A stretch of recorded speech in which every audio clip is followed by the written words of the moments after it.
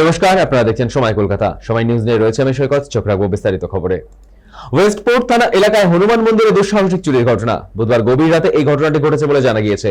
বৃহস্পতিবার মন্দিরের পূজারী মন্দিরে এসে দেখতে পান ক্যাশ বাক্স ভেঙে টাকা সহ বেশ কিছু সামগ্রী উধাও।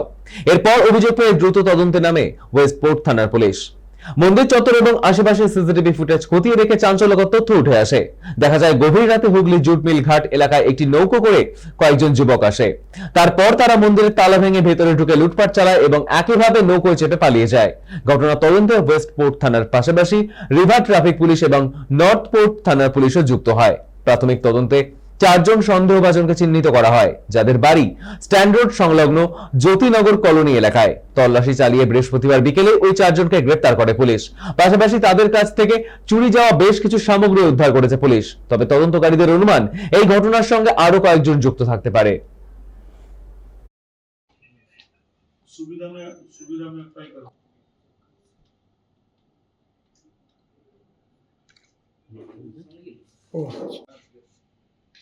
মেইন জিনিসটা আছে কি মানে এরা বোটও রিকভারি করতে পেরেছে। তারপর ওটা নদীর ওর পারে ওরা রেখেছিল, মানে শিবপুর ক্রিকের কাছে they had kept the boat. তো মানে ক্রস নদী মুভমেন্ট হয়েছে এটা বুঝে গেছে, ঠিক আছে। বাকি আমরা সেরকম একটা আর ঘটনা জিনিস বলার আপনারা সেরকম ক্রস নদী মুভমেন্টের আগে অনেকগুলো ক্রাইম হতো।